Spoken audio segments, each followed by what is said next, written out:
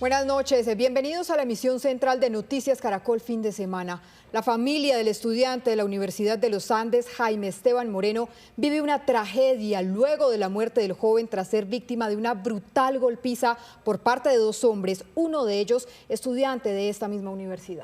Jaime Esteban estudiaba Ingeniería de Sistemas y murió luego de salir de una fiesta de Halloween en donde minutos antes había departido con algunos amigos. Hoy, en medio de las honras fúnebres, su familia pidió que se haga justicia y le solicitó al capturado por este caso que revele el nombre del otro hombre vinculado a la agresión. Esteban Bejarano, usted ha estado acompañando a la familia durante todo el día. ¿Qué hay detalles? ¿Qué detalles se conocen? Catalina, pues durante todo el día llegaron amigos, familiares a despedir a Jaime Esteban Moreno. Recordaron los mejores momentos que vivieron en vida y también quién era este joven de 20 años, estudiante de Ingeniería de Sistemas. Destacan su tranquilidad, también la persona familiar que era y el cariño y el empeño que le metía al estudio día a día. En cuanto a nuevos detalles, la familia pide que se haga justicia y que ese no sea un caso que quede en la impunidad. El día de mañana se llevarán a cabo su misa de exequias y posteriormente el sepelio. Tenía solo 20 años y una vida llena de sueños. Él era Jaime Esteban Moreno Jaramillo, un joven apasionado por el ajedrez, la parrilla, los videojuegos y por supuesto su Santa Fe del alma.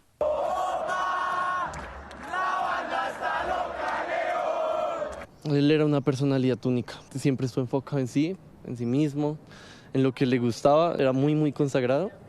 Este semestre nunca lo vi tan consagrado como hasta ahora. Él era muy tranquilo, era absurdamente tranquilo.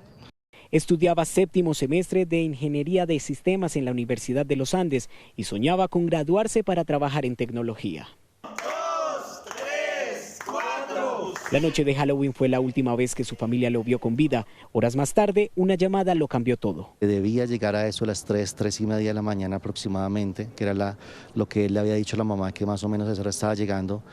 Y la mamá empieza a ubicarlo, a tratar de ubicarlo. Su ubicación del celular al parecer pues mostraba, era la zona, el sector. Y recibimos el llamado desde el hospital de Chapinero, recibiendo la noticia de que pues está ya atendiéndose en urgencias. David, su hermano menor, compartía con él habitación, las noches de estudio y las conversaciones sobre el futuro. En medio del dolor, lo recuerda con amor. Soy consciente, estoy seguro que yo fui la persona que más él amó. Y yo lo amé más, me acompañó en todo y estuvo para mí en todo, a la hora que quisiéramos salir a comer, que cualquier cosa, él estuvo ahí, él fue la persona más leal que tenía en mi vida y la que más me amó. Su tío asegura que confía en el trabajo de las autoridades y espera que haya justicia. Hemos sentido que las autoridades pues se han apersonado del caso, han hecho lo que les corresponde. Estamos confiando en que la justicia haga lo que debe hacer. No hemos tenido acceso al informe, no lo hemos pedido, siendo respetuosos y no queriendo afectar el caso. Jaime Esteban Moreno será recordado por su desempeño estudiantil, su nobleza y el amor inmenso de su familia. Hoy lo despiden con el corazón y con la esperanza de que la justicia también ilumine su memoria. El abogado de la familia reveló nuevos avances sobre la investigación que siguen la Fiscalía y la Policía tras la muerte del joven. Aseguró que las pruebas recolectadas han sido claves para las primeras capturas y siguen en la búsqueda del cuarto implicado en este caso. A la espera que Juan Carlos Suárez Ortiz revele detalles del otro hombre que habría participado de la brutal agresión que le causó la muerte a Jaime Esteban Moreno Jaramillo, permanecen la familia y las autoridades. Y es que en este video se ve cómo el amigo de Juan Esteban, de camiseta blanca y pantalón negro, intenta separarlo del agresor. Segundos después se ve como otro hombre de camiseta negra llega al lugar de los hechos. Que es uno de los autores materiales, como se aprecia en los videos, y por el testigo directo del homicidio, brinde esa información necesaria para que esa responsabilidad también recaiga sobre ese segundo sujeto de género masculino. Según los testimonios recolectados, otro joven que acompañaba al agresor y a las dos mujeres que presenciaron el ataque registrado en la madrugada del 31 de octubre en la calle 64 con carrera 15. Se lleve a cabo la correspondiente imputación por parte de la Fiscalía y respetando la discrecionalidad de la acción penal, cuya titularidad la tiene la Fiscalía, se solicite la medida de aseguramiento intramural en centro carcelario y penitenciario. En la audiencia de legalización de captura de los señalados en la brutal golpiza se conocieron detalles del cuarto hombre implicado. Mi amigo del golpe se cae al piso y yo observo que el chico de la cara pintada de rojo estaba junto con otro muchacho, no recuerdo sus características físicas, y dos mujeres, y los dos masculinos que le pegaron puños a Jaime hasta que lo tiraron al piso. Y ya en el suelo le empiezan a dar patadas en la cara y en el cuerpo, mientras la chica de disfraz azul los motivaba a seguir golpeándolo. Decía que le pegaran a él. La chica de disfraz negro solo observaba. Pese a que las dos mujeres inicialmente fueron capturadas en el lugar de los hechos, el abogado explicó por qué fueron dejadas en libertad.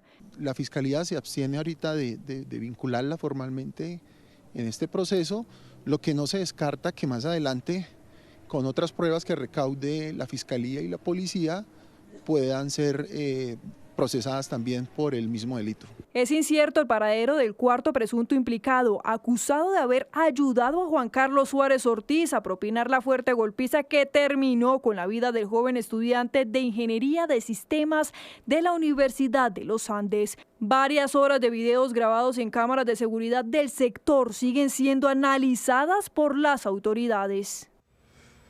Precisamente Noticias Caracol conoció nuevos detalles sobre el momento en el que ocurrieron los hechos que rodearon la muerte de Jaime Esteban Moreno. Revelamos a continuación los videos que muestran cómo fue auxiliado tras la brutal agresión y cómo una patrulla de policía se convirtió en el vehículo en el que desesperadamente lo llevaron junto con su amigo a recibir atención médica, pero no resistió.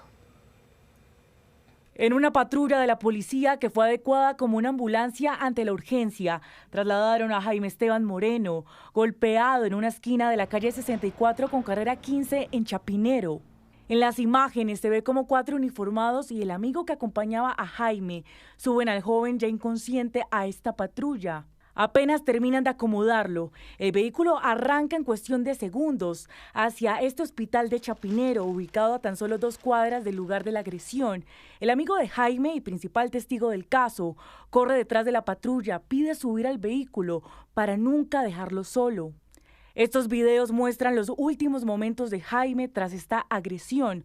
Su amigo, vestido con camiseta blanca, camina desesperado por la calle 64 con carrera 15, buscando ayuda. En esta esquina también aparece un reciclador que pasaba por el lugar. Él se convirtió en otro testigo clave, según el relato de los vecinos. Fue quien corrió hasta el hospital para informar lo que había ocurrido. Todo comenzó minutos antes, sobre la calle 64 con carrera 14. Según el relato oficial, en manos de las autoridades, fue allí donde empezó esta disputa. El testigo, amigo que acompañaba a Jaime, asegura que allí el joven recibió el primer golpe. Él detalla que este hombre, el cual llevaba el rostro pintado de rojo, sin camisa y pantalón negro, golpeó a Jaime por detrás. El amigo de Jaime Esteban cuenta que después de ese primer golpe los dejaron ir. Ambos bajaron apresurados por la calle 64. Según el relato oficial, justo en esta esquina, una cuadra después, el mismo grupo de jóvenes los volvió a interceptar. Fue en ese punto donde Jaime Esteban recibió la brutal golpiza, hacia las 3:05 de la madrugada. Las autoridades avanzan en la recolección de nuevas imágenes de cámaras de seguridad para reconstruir lo que pasó con Jaime Esteban. Testigos hablan de una cuarta persona implicada, un hombre que vestía de negro y que habría huido del lugar.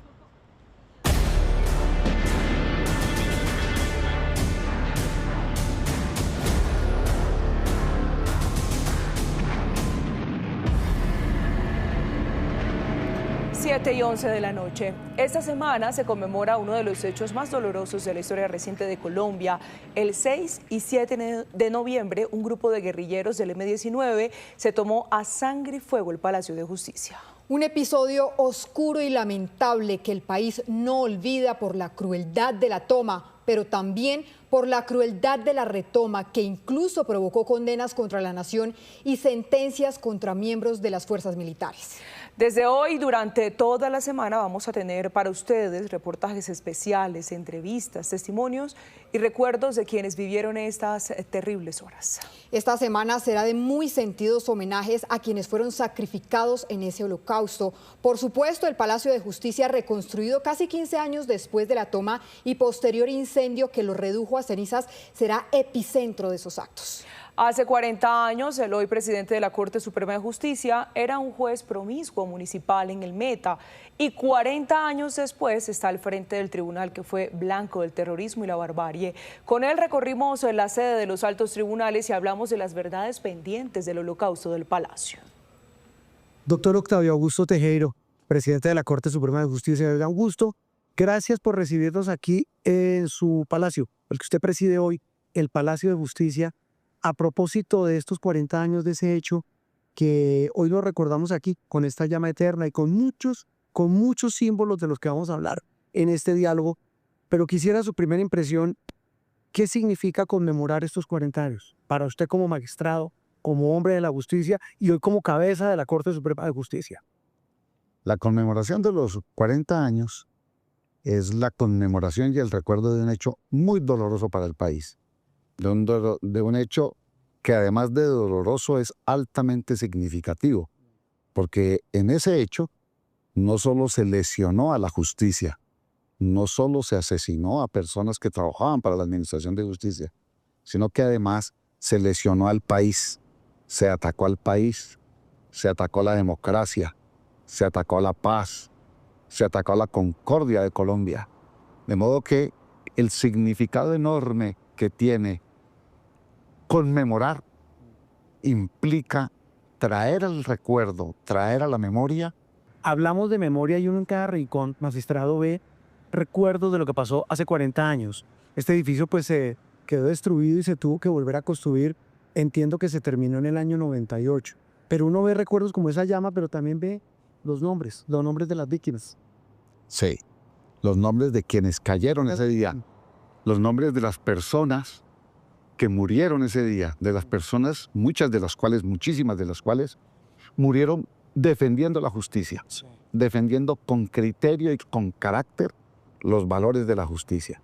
No accedieron a los ataques, a los embates, ni de la violencia, ni de la agresión, y murieron, cayeron para que nosotros vivamos, para que nosotros tengamos paz y concordia. Magistrado, en ese listado que vemos ahí hay 58 nombres, entre esos por supuesto lo de los magistrados, presidente de la Corte, el doctor Reyes Echandía, el doctor Gaona, el doctor Medellín, entre otros, pero también asistentes, trabajadores, secretarias, personas de seguridad. Pero siempre en la memoria hay un pendiente. ¿Cuántos nombres faltan ahí?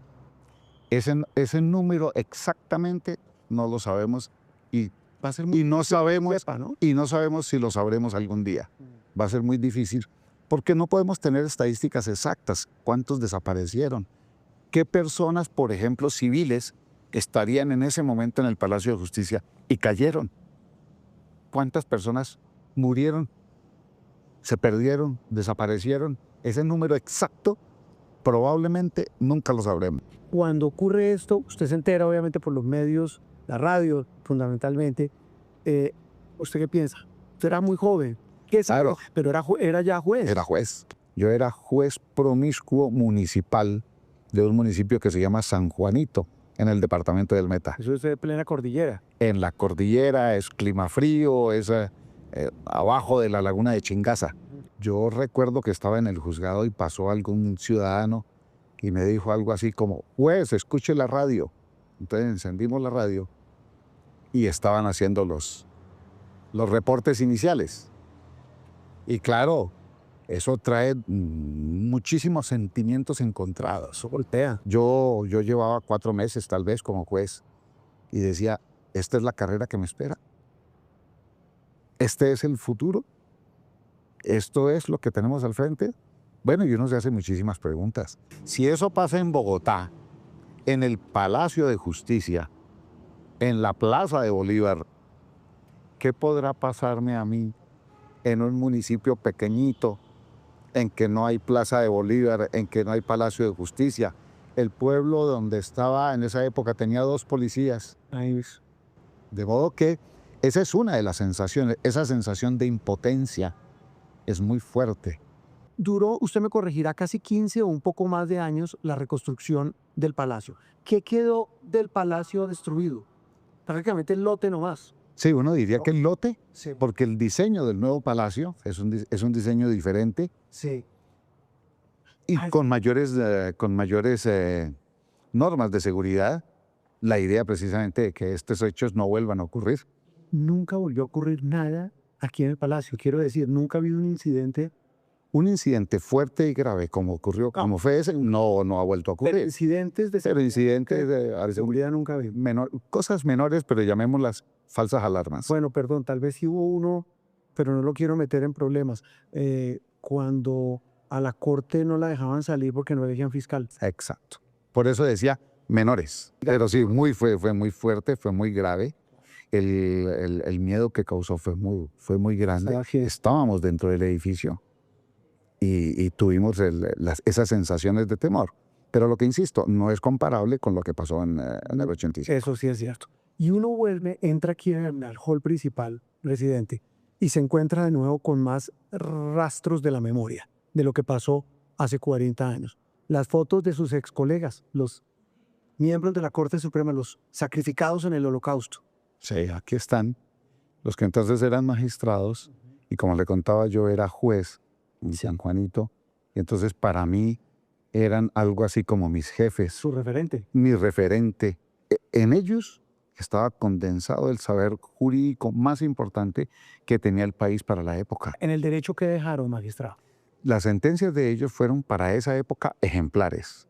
Cada uno en su área, cada uno en lo suyo, generó sentencias ejemplares para todo el país, ejemplares para quienes estudiábamos entonces, para quienes veíamos el derecho en la época. Para nosotros todo eso fue jurídicamente un ejemplo, una enseñanza, y una enseñanza muy profunda del derecho y de la sensibilidad.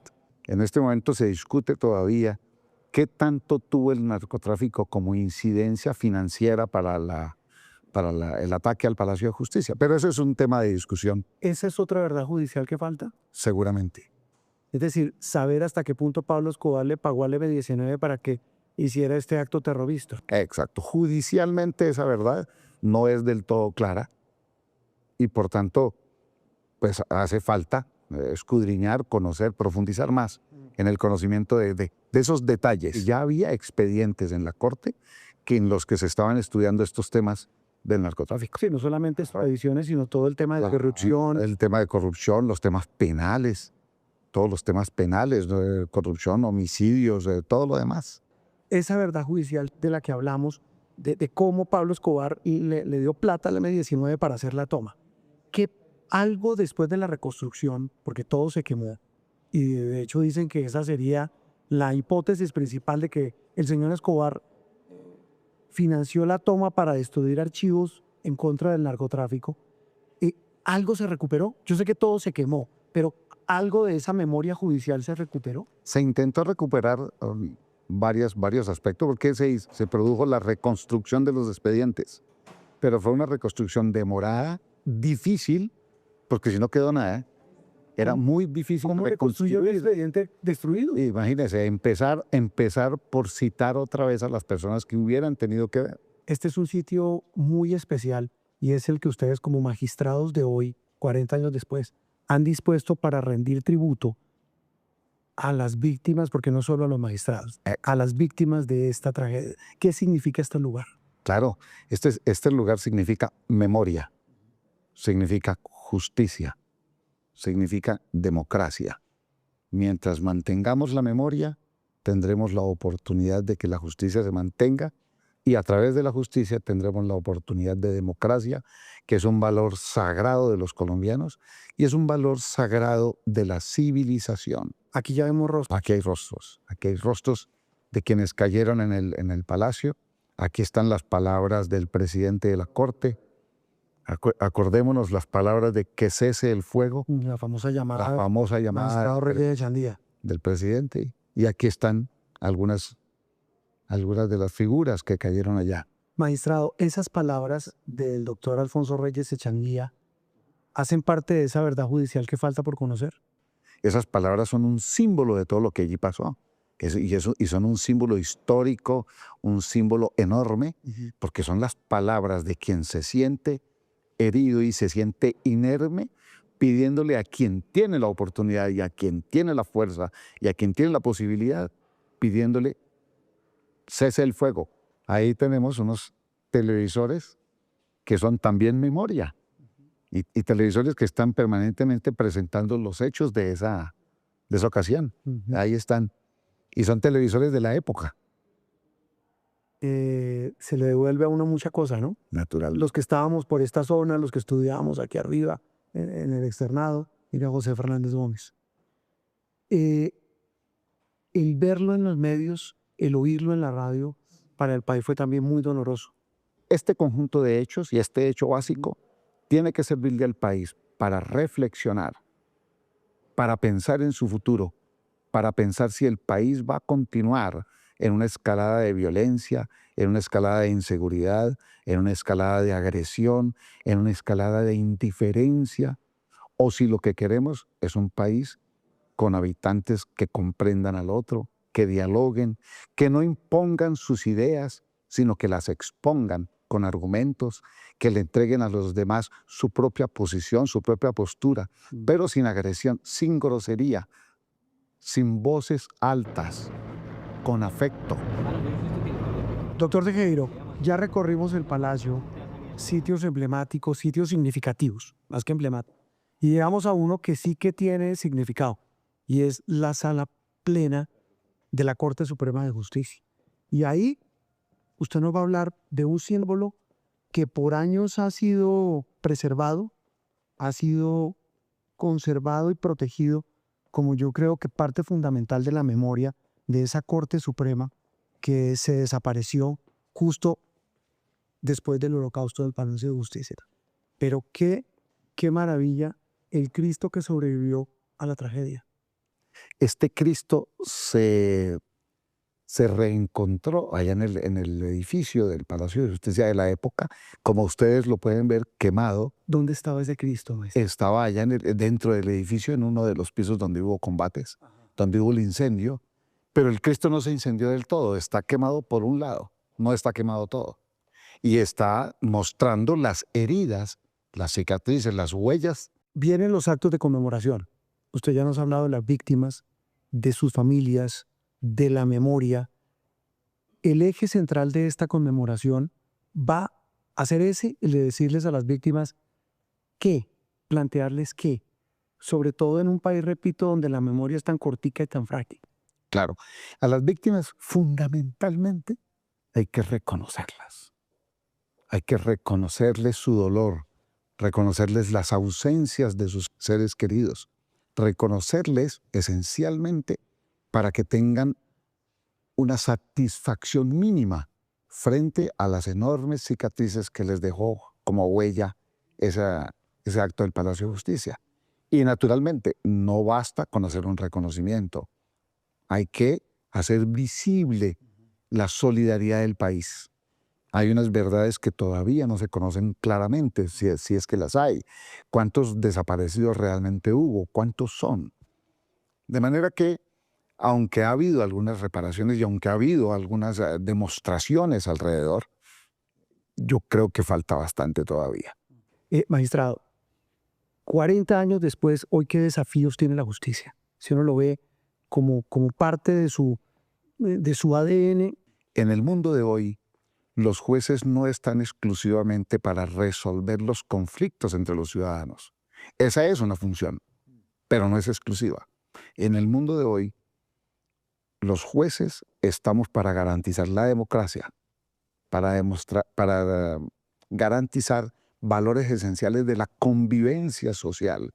De modo que los retos enormes del mundo de hoy es lograr que la ciudadanía tenga plena confianza en sus instituciones judiciales y lograr que las instituciones judiciales puedan entregarle al país los resultados en orden de democracia, igualdad, libertad, fraternidad, pueda entregarle al país resultados en ese campo. Lo hemos repetido muchas veces, la independencia judicial es una garantía de los ciudadanos, es una garantía de la sociedad y es una garantía de la democracia. Pero mire, magistrado, cada vez esa independencia se acorrala más en una sociedad tan polarizada, donde hoy se pone en tela de juicio todo.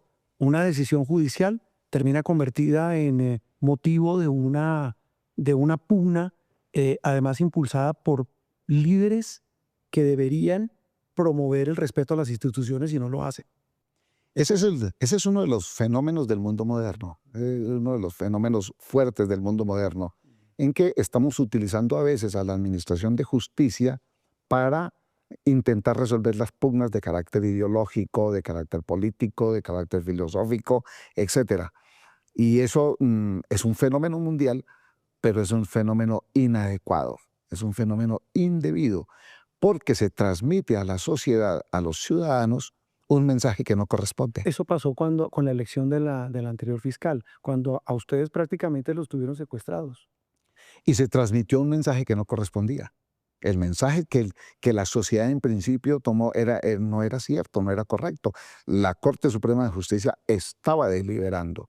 La Corte Suprema de Justicia estaba decidiendo. La Corte Suprema de Justicia estaba haciendo su tarea, resolviendo para hacer la elección de la fiscal, que efectivamente sucedió unos días después. ¿Qué le pasa a un país, a una sociedad, a una democracia, doctor Tejero, si los fallos de la justicia no se respetan o se ponen en tela de juicio? Claro, cada vez que las decisiones judiciales se pongan en tela de juicio, se discutan, y sobre todo se discutan agresivamente, se discutan con señalamiento, con acusación, lo único que estamos logrando es el fraccionamiento de la sociedad y por ahí derecho el fraccionamiento de la democracia, de la justicia, de la igualdad, de la libertad y de todos los valores que nos unen. Magistrado, para terminar, en los actos que vienen esta semana, ustedes como integrantes de la Corte Suprema de Justicia, usted como presidente de la Corte Suprema de Justicia, ¿qué espera que les diga en este aniversario 40 del Holocausto del Palacio de Justicia el presidente de la República, que hizo parte del grupo guerrillero que hizo la toma? Lo que obviamente debe suceder es el reconocimiento de los hechos. Obviamente lo que debe ocurrir es el respeto a esos hechos y a esa memoria, y el rescate de esos hechos y de esa memoria para lograr que el país no vuelva a incurrir en hechos como este. Sí, de verdad, un gusto que nos haya permitido el ingreso a este palacio 40 años después de lo ocurrido aquí en el pleno centro de Bogotá. Muchas gracias por habernos aceptado este diálogo aquí en Noticias Caracol. Muchas gracias a usted y a ustedes. Muchas gracias. Recuerde que desde hoy y toda la semana tendremos más entrevistas y reportajes especiales sobre los 40 años de la toma del Palacio de Justicia, un tributo a las víctimas. En desarrollo en Noticias Caracol. 24 horas desaparecido lleva un ciudadano estadounidense en el Cerro de Monserrate en Bogotá. Los organismos de emergencia no han logrado dar con su paradero. Daniel Ortiz, ¿qué se sabe sobre esta persona y cómo avanza la búsqueda? Alejandra, es un hombre identificado como Namjin Tenzing, de 48 años de edad. Nació en la India, pero tiene nacionalidad americana, de Estados Unidos. Él llegó a nuestro país el pasado viernes 31 de octubre para pasar unos días de vacaciones precisamente en la ciudad de Bogotá. Ayer inició un recorrido por los cerros orientales, específicamente por uno de los senderos de Monserrate, y allí se perdió. Según lo que nos dicen las autoridades, iba solo. Él mismo se comunicó a las 7 de la noche a través de la línea 123 de la Policía Nacional, envió su ubicación por WhatsApp, sin embargo su celular se descargó y las autoridades no han podido encontrarlo. Hemos hecho un trabajo durante toda la noche sin tener resultados positivos. El día de hoy se reactivaron las búsquedas. Hicimos búsqueda en todos los cerros. Hasta el momento no hemos logrado ubicar al personaje. Tuvimos comunicación sobre la medianoche con él, nos dio una ubicación. Cuando llegamos al punto ya se ha movido y desde ese momento no hemos tenido más contacto con él. Es importante mencionar que en este punto, en los cerros orientales de la ciudad de Bogotá, fue instalado un puesto de mando unificado. Son 101 personas que pertenecen a diferentes entidades, organismos de socorro, que están haciendo estas labores de búsqueda, no solo en tierra, sino también por aire, a través del halcón de la Policía Nacional y también drones para lograr con el paradero, por supuesto, de ese hombre de origen del país, de la India, pero además con nacionalidad norteamericana. Daniel, gracias. En otras noticias, una familia en Bogotá pide justicia por la muerte de un hombre de 33 años que fue asesinado cuando delincuentes lo asaltaron para robarle su bicicleta. Los hechos ocurrieron este jueves en la avenida Boyacá con calle 80, donde el hombre recibió 2 heridas por arma blanca. Familiares de la víctima a esta hora adelantan una velatón para pedirle a las autoridades que identifiquen a los autores del homicidio y que el caso no quede en la impunidad. Víctor Chavarro, el presidente del Consejo del municipio de Obo Huila, fue víctima de un ataque a mano armada. El concejal estaba departiendo en un establecimiento de comercio cuando 2 hombres ingresaron y dispararon indiscriminadamente. El saldo son 3 heridos por impacto de bala, incluido el concejal, quienes se encuentran recuperándose en un centro asistencial, mientras que las autoridades avanzan en la investigación luego de identificar a uno de los responsables. La transversal del Carare en jurisdicción del municipio de Vélez en Santander continúa cerrada por un gigantesco movimiento en masa. Según las autoridades, afecta a aproximadamente 150 hectáreas de cultivo y decenas de campesinos. Producto de este deslizamiento en Cimitarra, Vélez, Landázuri, Puerto Parra y Puerto Araujo, no hay electricidad hace 5 días, aunque 19 módulos están viajando en helicóptero para la construcción de 3 torres eléctricas que permitan superar la emergencia. Se prevé que las afectaciones tarden hasta 10 días más. Aún no hay noticias sobre Carlos Fernando Caicedo Duque, esposo de la secretaria de Gobierno de Miranda Cauca, quien ya completa 32 horas secuestrado. El empresario fue plagiado frente a su casa cuando hombres armados lo amenazaron y se lo llevaron en un vehículo. La familia de Carlos Fernando pidió por su libertad y mostró su preocupación por su estado de salud, mientras que la fuerza pública continúa con la búsqueda.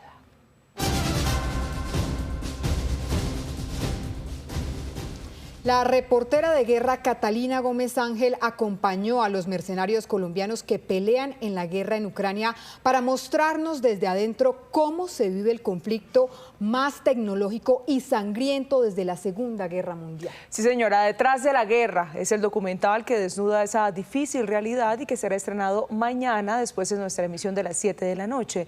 Nuestra compañera Andreina Solórzano habló con su directora. ¡Una línea! Para los que quieren venir de Colombia, piénsenlo.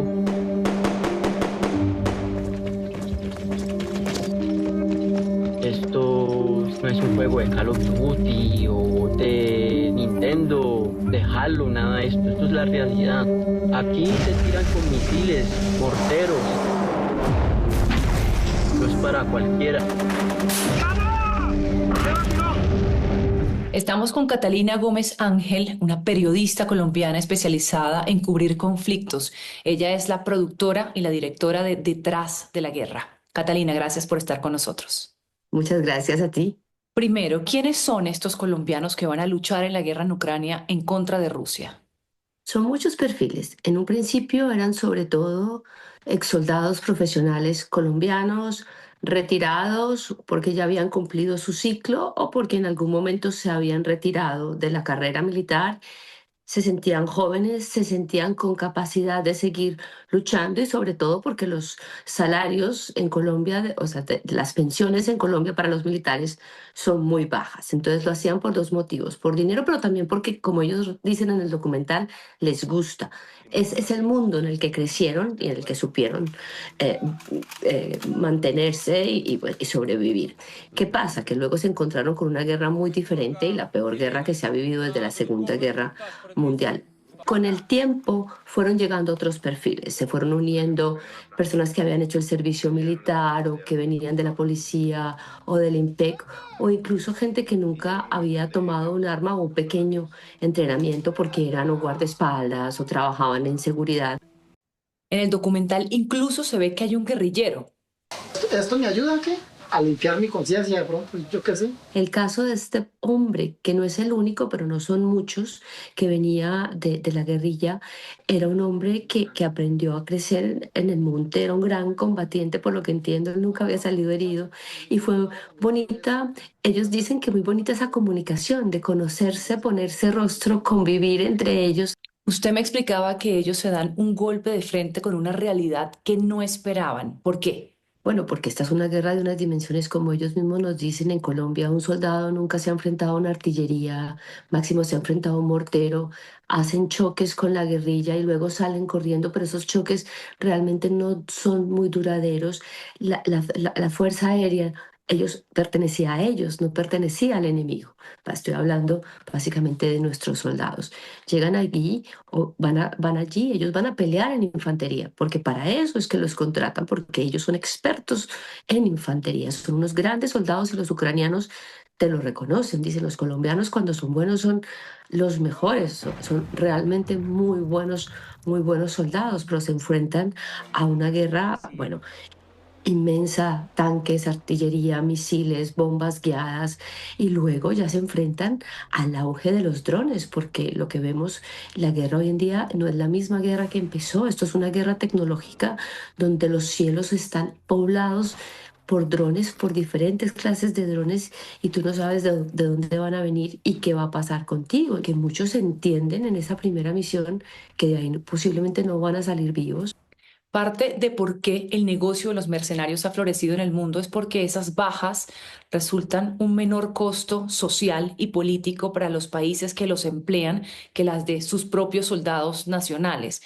En ese sentido, ¿usted cree, Catalina, que los colombianos que están en Ucrania son carne de cañón? Colombiano que llega a la guerra sabe perfectamente a lo que va, a hacer infantería. Y ser infantería en este momento en Ucrania y desde el comienzo significa estar con una gran posibilidad de morir. Pero ya sabemos todos a qué venimos. Solo di suerte. Y la verdad es una lotería. Esa es la realidad, Andrina. Nadie. Entonces, cuando dicen es que no me contaron, qué pena, usted no se informó bien o no quiso ver. Que quede muy clara la conciencia de que los colombianos van a esos lugares donde los drones están todo el tiempo y donde la muerte cada vez es más posible. Son ellos a nadie, y que a ellos nadie les está mintiendo, y que ellos no estén esperando que se van a encontrar con un ejército perfecto, que esto no es Estados Unidos, que esto no es Gran Bretaña y que esto no es Francia. Esto es un país con grandes problemas en cadenas de mando, con grandes problemas en direcciones, y que esas son las consecuencias que ellos van a sufrir. Y esto lo sufren los ucranianos, pero los ucranianos son de allí y los ucranianos tienen gente que en sus pueblos o en amigos o en sus brigadas que hacen colectas de dinero. Todos los ucranianos dan dinero. Llegó el invierno, no tenemos las chaquetas suficientes, no nos han dado la provisión de las botas, no tenemos suficientes drones para mirar el cielo. Sus amigos y la comunidad se une, recoge ese dinero y se los manda y les apoya. Los colombianos solo dependen de lo que les dé su brigada y depende de lo que sea, si es buena o mala. En Jartia se los dan, en otras no. Y también entonces mucho de ese dinero que ellos se ganan, que la gente piensa que es un montón, mucho de ese dinero lo tienen que invertir en comprarse un buen chaleco, en comprarse un buen casco, en comprarse unas buenas botas con su propio dinero. Y eso cuesta mucho dinero porque si no lo tienes es más fácil morir. En el documental hay compañerismo, hay valentía, hay heroicidad, pero también hay una realidad muy dura, no solo la que enfrentan en Ucrania, sino de la que vienen. Mire, la mayoría vienen de poblaciones perdidas en el medio de Colombia, en situaciones pobres o en situaciones difíciles, que ellos han pagado las consecuencias de la guerra. O sea, muchos de ellos se sienten amenazados, muchas regiones se han expandido otra vez estos grupos armados que realmente ponen restricciones, ponen vacunas, van en persecución de gente que en algún momento peleó contra ellos en el ejército, y muchos de ellos, no uno ni dos, muchos, y que no se conocían entre ellos, te repiten, yo a veces me siento más seguro aquí que en Colombia. Cuando mueren o quedan heridos, ¿qué pasa con ellos? Esto es súper complejo, porque cuando quedan heridos, los sacan del frente. Hay que tener en cuenta, Andreina, cuando nosotros hicimos el documental, lo grabamos durante el 2024 hasta finales y comienzos de enero, era posible todavía sacar en el mismo día o al siguiente día un herido del frente de batalla.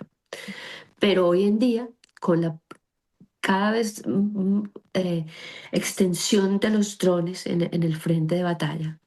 Y además que esto no es un frente, esto es una gran franja gris donde realmente no es territorio de nadie y se lanzan de todo. Muchas veces, de hecho Cachorro, nuestro protagonista, uno de los protagonistas que van a conocer, ahora vuelve a estar herido.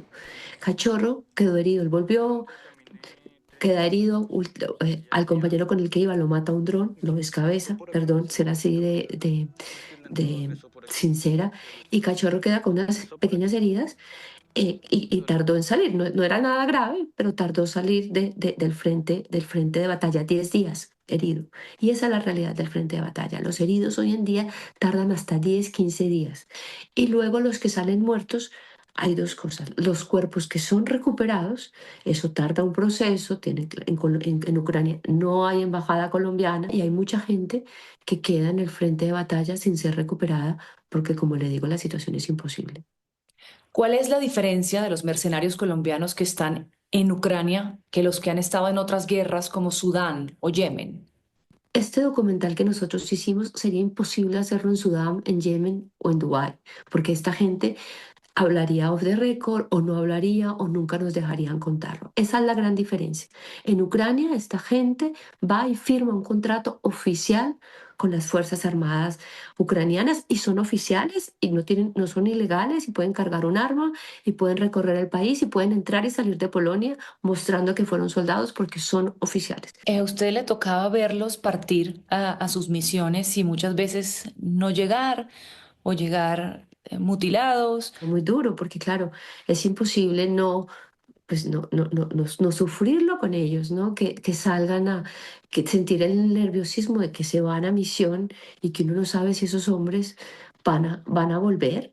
Y segundo, porque los que se quedan también pueden ser atacados, porque la guerra no solamente se vive en las trincheras, las guerras se viven en todas partes y muchas veces son días que estuvimos en el lugar donde nosotros grabamos, esas noches les tiraron misiles cerquita, o los drones pasan por encima, o la artillería les cae cerca. Ellos también, muchos han muerto en esta guerra en el lugar de descanso. Y no puedo dejarla ir sin preguntarle, pasado más de 2 años, de ese día en el que usted vio la muerte de frente por un ataque ruso en Kramatorsk, que acabó con la vida de la escritora ucraniana Victoria Amelina. Usted estaba con ella, con el escritor colombiano Héctor Abad y con el excomisionado de paz Sergio Jaramillo. ¿Cómo ha procesado esa tragedia? El momento es difícil, pero tal vez cuando llevas cubriendo mucho tiempo una guerra, asumes que eso te puede pasar.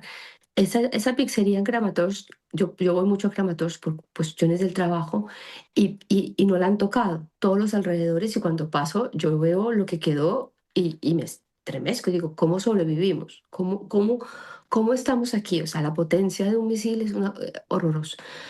Para lo que no estás preparado, Andreina, es la muerte de un ser cercano. O sea, a mí lo que realmente me dio duro de ese momento fue la pérdida de Victoria. Me hace seguir cauta, me hace tener cuidado. Lo que no me ha dejado es impedirme seguir haciendo mi trabajo, porque sería la victoria de quien quiere silenciarnos. Pero he aprendido mucho de Ucrania, de las nuevas guerras, y también siento porque creo que tengo un compromiso de cierta manera, pues no por nada, pero pues como un compromiso moral con Victoria de no dejar que nos olvidemos que la guerra en Ucrania existe. Pues bien, la invitación es a ver este impactante y revelador documental, Detrás de la Guerra. Catalina Gómez Ángel, gracias por estar con nosotros en Noticias Caracol. Muchísimas gracias. Yo realmente espero que les guste porque es una oportunidad muy especial de entender quiénes son esos colombianos, no solamente que pelean la guerra en Ucrania, sino que también pelean otras guerras donde no podemos acceder a contarlo. Y en noticias del mundo, Israel recibió los cuerpos de otros 3 presuntos rehenes que estaban bajo custodia de Hamás en la Franja de Gaza.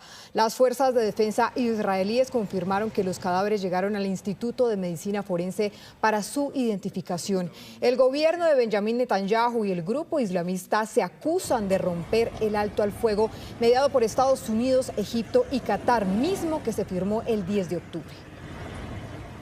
Y en México hay luto y conmoción por la muerte de 23 personas. Una explosión seguida por un incendio provocó esa tragedia que, según los resultados preliminares de la investigación, ocurrió por accidente. La explosión de un transformador causó un gran incendio en una tienda por departamentos en Hermosillo. Durante horas, los habitantes de la ciudad vivieron escenas de caos y confusión. Pues en realidad me tocó ver toda la situación desde que explotó, desde que empezaron a agarrar los carros. Una situación muy fea, la gente corriendo, un desastre fatal, sin poder hacer uno nada. La tienda estaba llena, muchos aprovechaban para hacer sus compras de último minuto para el Día de Muertos. El ambiente festivo se vio empañado por esta tragedia que hoy enluta a más de 20 familias. Primeramente platicaban de 3 muertos, 3 fallecidos, 3 personas fallecidas, y luego pues conforme pasaron las horas nos fuimos enterando de que eran más y más personas. Las autoridades tuvieron dificultades para identificar algunos de los cadáveres debido a la gravedad del suceso. Por el momento descartan que la explosión haya sido provocada y apuntan a que fue un accidente.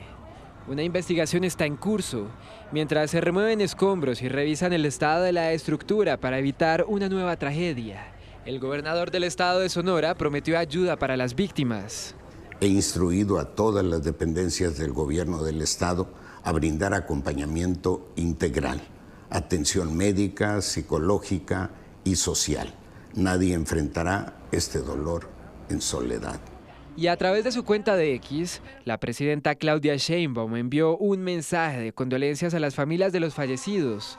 Aseguró que trabaja con las autoridades locales para brindar apoyo a los afectados.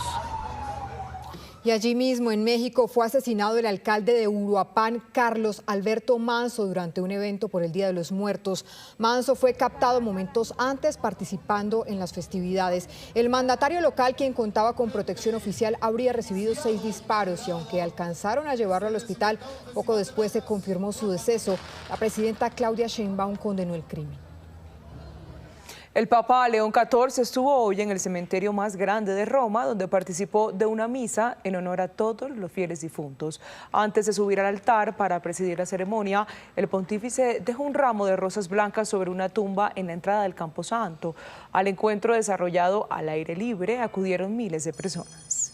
Esta semana el departamento del Valle del Cauca fue noticia por varios hechos que ocuparon la agenda nacional que tienen que ver con temas como el de seguridad, que volvió a resonar en el encuentro de gobernadores y alcaldes por la unidad territorial que justamente tuvo lugar en este departamento, también por proyectos de la región y por una polémica política con el partido de la U. Es por eso que a esta hora saludamos a la gobernadora del Valle, Dilian Francisca Toro. Gobernadora, gracias por estar con nosotros. Quiero empezar preguntándole, en este encuentro presentaron un diagnóstico y una serie de advertencias al gobierno nacional frente a la seguridad en los territorios. ¿Qué están pidiendo? Bueno, muy buenas noches, Catalina. Un saludo muy especial a todos los televidentes. El diagnóstico que se realizó precisamente en este encuentro, que lo que busca es la unidad territorial y la seguridad nacional. Nos reunimos los gobernadores precisamente porque en el país la violencia ha aumentado más o menos en un 200%.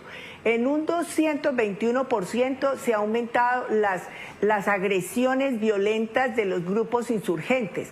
Pero además a nuestros líderes sociales, las intimidaciones que se hacen a esos líderes sociales ha aumentado más o menos en el 900%. Lógicamente, pues estamos viviendo un problema de inseguridad muy grande en todo el país, en todas las regiones que son diferentes, pero que lo estamos viviendo. Y precisamente por eso nos quisimos reunir esta vez para decirle al gobierno nacional que nosotros necesitamos que haya una articulación para poder lograr que esta seguridad realmente se dé en los territorios. Nosotros hemos podido apoyar la fuerza pública en antidrones, los hemos apoyado, por ejemplo, en todo lo que tiene que ver con los radios satelitales. Hemos hecho 2 batallones, vamos a hacer el otro batallón en Jamundí, que es muy importante, es el batallón más importante que vamos a hacer, que es el de Jamundí, para poder truncar el paso desde Cauca hasta Buenaventura para sacar la droga. Todavía necesitamos mucho más, por ejemplo, horas de vuelo. Queremos cerrar las minas del Naya. Son 14 minas que tenemos que cerrar, porque nuestro principal problema nacional es el narcotráfico, el terrorismo y la minería ilegal. Pero necesitamos horas de vuelo, no tenemos horas de vuelo. Entonces, esas son las cosas que nosotros quisimos exponerle al gobierno nacional en un manifiesto. Y también un aumento de presupuesto, gobernadora. Ahora lo estamos supliendo nosotros, pero no nos alcanza. O sea, la inseguridad nos sobrepasa y nos sobrepasa también nuestro presupuesto. Entonces, por eso es tan importante que nosotros podamos decirle al gobierno nacional, trabajemos en conjunto. Aquí no estamos criticando, aquí estamos diciendo, trabajemos juntos, porque la nación no se puede fragmentar. Entonces es como eso, es como trabajar conjuntamente. Eso fue lo que hablamos y lo que le estamos manifestando al gobierno nacional. Sí, gobernadora, justamente en esa misma solicitud también piden garantizar que los ciudadanos puedan ejercer libremente su derecho al voto el próximo año. ¿Hay nuevas alertas frente a riesgos electorales en las regiones? Pues básicamente en las elecciones que pasaron, que fue la de jóvenes y la de consulta del pacto histórico, solamente hubo dos mesas que se desplazaron de la zona rural de Jamundí hacia la zona urbana y 3 mesas en Buenaventura, de la zona rural a la zona urbana. No se desplazaron más mesas, estuvo completamente normal, no hubo ninguna alteración del orden público, ni ninguna intimidación, ni algo que pudiéramos decir que alterara los comicios electorales. Así que yo creo que no tenemos problema para hacerlos, pero por supuesto que nos garantice el Estado que va a haber seguridad, y estoy segura que la fuerza pública nos la va a garantizar. Sí, señora. Otro tema que toca al Valle del Cauca es un proyecto clave que impulsará el crecimiento económico y social de la región, el Tren de Cercanías. Gobernadora, cuéntenos en qué consiste este proyecto, de dónde a dónde va.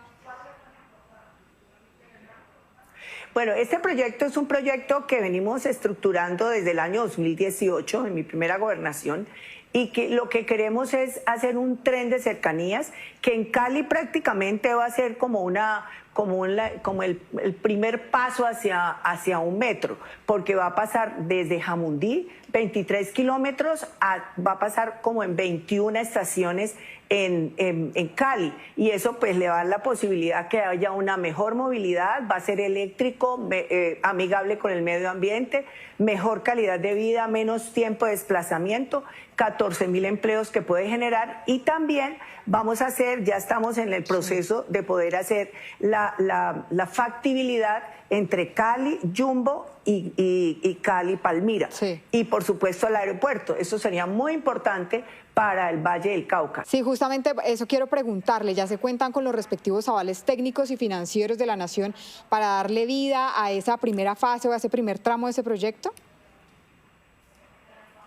Bueno, eso es algo que hemos venido pidiéndole al presidente de la República estas últimas semanas, porque ya tenemos todos los estudios técnicos, ya los presentamos al ministerio, tenemos los recursos, el distrito de Cali, la gobernación del Valle, el municipio de Jamundí, tenemos todo listo para que nos puedan dar el 70% de la cofinanciación que está establecida en la ley de metros. Nosotros estamos dando el 30% de esa financiación del tren de cercanías. Solamente nos falta la autorización, por supuesto, del señor presidente de la República, del CONFIS de Hacienda, para que nos puedan dar el aval técnico en el Ministerio de Transporte.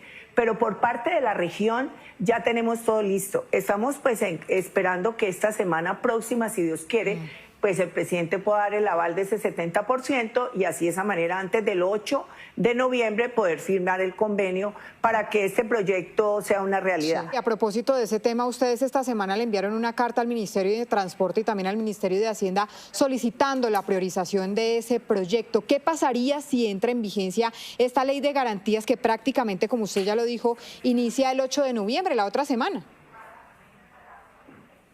Bueno, pues si no firmamos el convenio antes de la ley de garantías, pues tendríamos que esperarnos hasta el próximo año y el próximo año pues seguir en el proceso.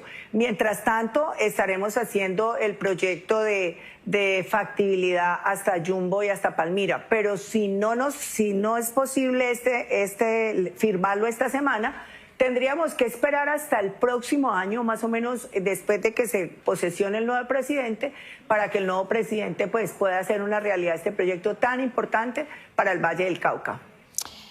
Gobernadora, sus detractores muy dicen... importante decirle, Catalina, es muy importante decir que los recursos del tren de cercanías no nos los van a dar ahora para que estén tranquilos, nos los van a dar en el 2028. Eso quiero preguntarle, gobernadora, porque sus detractores dicen que está en juego 12 billones de pesos de esa cofinanciación de ese proyecto. ¿Cómo sería justamente el manejo de esos recursos? ¿Cuándo entraría esa plata? Mire, primero, ese proyecto es un proyecto que no solamente hicimos el sector público, lo empezamos a hacer con ProPacífico desde el 2018, como le decía anteriormente. Ahí ha estado involucrado el sector privado, la Agencia de Cooperación Francesa, la Agencia de Cooperación Inglesa también. Está el FDN, que es la Financiera Territorial Nacional, que es del país, que es del Gobierno Nacional, que va a estar vigilado además, o por lo menos va a estar con seguimiento de la Unión Europea. Aquí estuvo el embajador y van a poner una comisión especial para hacerle seguimiento a todo el proceso que se puede realizar para el tren de cercanías, y los recursos empezarían a desembolsarse en el año 2028. Gobernadora, le voy a cambiar de tema radicalmente porque esta semana hubo un nuevo choque de trenes prácticamente entre usted y el presidente Gustavo Petro. Frente a ese choque entre usted y el presidente Gustavo Petro, tras esta sanción del partido de la U al representante Julián López, ¿se está violando o se está censurando los derechos del representante, como lo dijo el presidente de la República? Primero tengo que decirle que yo no he tenido nada que ver en el proceso que lleva el partido de la U contra el representante Julián López. El partido de la U todos los partidos tienen unos estatutos. Esos estatutos hay que cumplirlos. Y pues por supuesto, si los directores del partido y el comité de ética evidenciaron que habían algunas irregularidades que se estaban presentando por parte del doctor Julián López, yo no tengo nada que ver, son ellos, son los codirectores y el comité de ética quienes tienen que responder. Por eso yo le dije al señor presidente que yo no tengo nada que ver en ese proceso, que yo no soy la del comité de ética ni soy tampoco el director la directora del partido como lo fui hace varios años, y que pues por supuesto yo no tengo nada que ver. Y precisamente le dije al presidente que lo que sí queríamos y le pedíamos era que, como yo no podía ni tenía nada que ver con ese proceso, él sí podía darnos los recursos para el tren de cercanías y para los proyectos que estamos necesitando. Sí, gobernadora, pero ¿por qué justamente se dan esos conflictos con una persona que también milita en esa misma colectividad suya?